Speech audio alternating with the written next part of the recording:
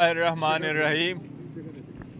جیسا کہ آپ کو معلوم ہے، آج 1 بجے ججمنٹ سنانی تھی عدت والے کیس میں، 3:30 بجے وہ ججمنٹ سنائی گئی ہے اور جس کی توقع کی جا رہی تھی وہی ہوا۔ ایک شیملیس، اسکینڈلس اور بے بنیاد غیر اخلاقی قسم کے ایلیگیشنز ذاتی زندگیوں میں جانگتے ہوئے، سیاسی مقاصد کے لیے استعمال کرتے ہوئے، ایک بیہودہ کیس میں بھی میکسیمم سینٹنس 7 سال تھی، وہ ہو گئی ہے۔ جج صاحب نے جب آرڈر سنایا تو میں نے جج صاحب سے ریکویسٹ کی، میں نے کہا جس نے بھی کرنا تھا آپ سے یہ توقع نہیں تھی، آپ لوگوں کے لیے ہم نے قربانیاں دی تھی، ہم عدلیہ سے توقع کرتے تھے کہ جتنا مرضی ہو پریشر ہو، اپنے عہد کا لحاظ کرتے ہوئے وہ انصاف کے ترازو کو اپ ہولڈ رکھیں گے، لیکن آپ سے مایوسی ہوئی ہے۔ یہ ایک ایسا کیس ہے جس کے نہ سر ہے نہ پاؤں۔ یہ وہ کیس ہے جو فقط ایک سیاسی مخالف اون چودھری کے بنا پہ ڈالا گیا تھا۔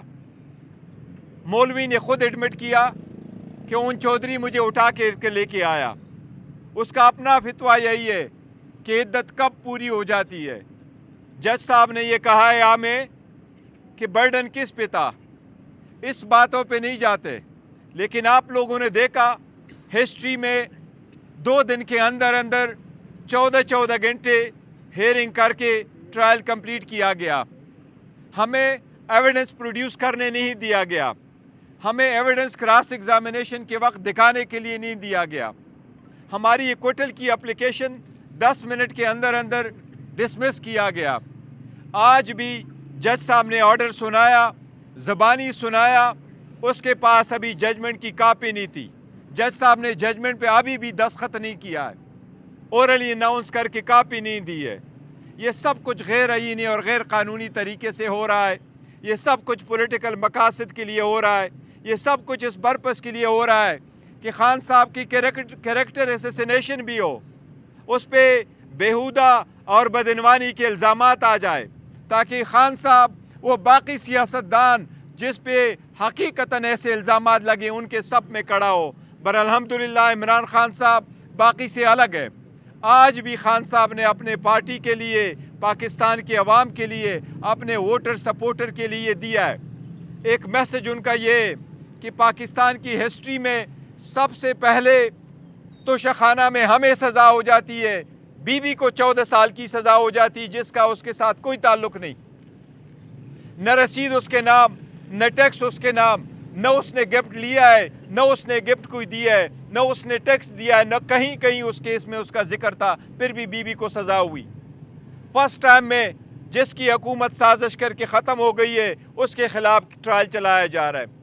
پاکستان کی ہسٹری میں فرسٹ ٹائم کسی ٹرسٹی کے خلاف نیب کا کیس بن رہا ہے۔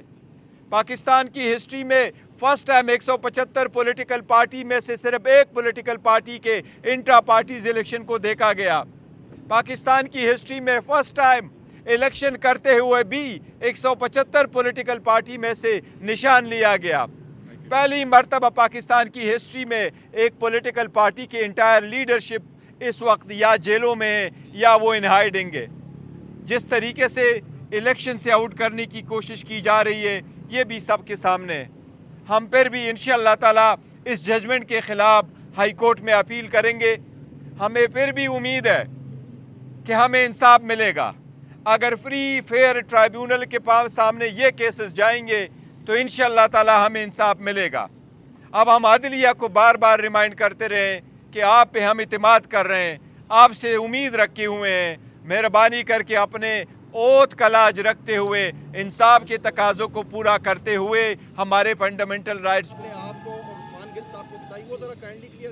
جج صاحب نے قانون یہی ہے کہ جج صاحب نے آپ کو کاپی دینی ہوتی اور آپ سے دستخط لینا ہوتا ہے۔ جج صاحب نے نہ دستخط کیا اور نہ اس کے پاس ججمنٹ موجود تھی۔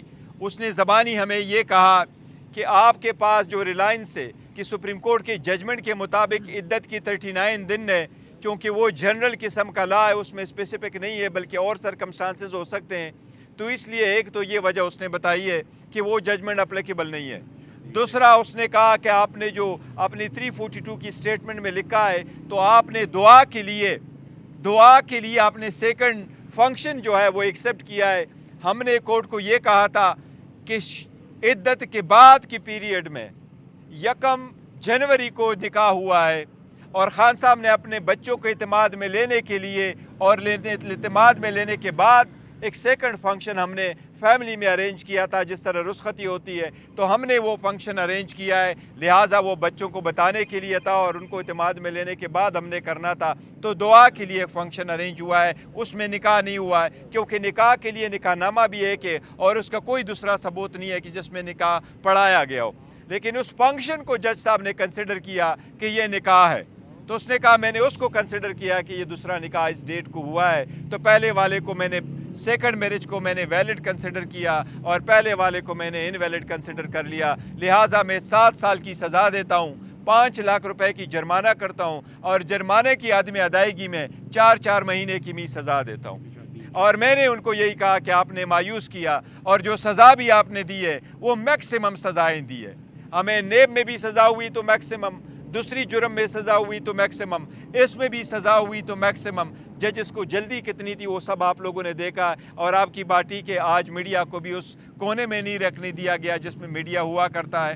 لیکن دس از ہاؤ اٹ ورکس, اور عدلیہ کو یہی ہم ریکویسٹ کیے جا رہے ہیں کہ آپ اس کا کچھ کر لیں. لیکن پبلک سے خان صاحب کے لیے یہ پیغام ہے, اپنے ووٹر سپورٹر کینڈیڈیٹس کے لیے یہ پیغام ہے, پرامن رہو, برداشت کرو, تحمل کرو.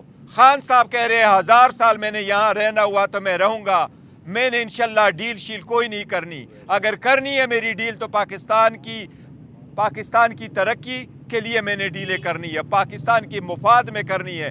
8 تاریخ کو نکلو, پرامن رہو, اپنا حق رائے دہی استعمال کرو, اپنے کینڈیڈیٹ کو کامیاب کرو اور اپنے فارم 45 لے کر کے پولنگ اسٹیشنوں سے نکلو. تب تک آپ نے اپنا جدوجہد جاری رکھنا ہے.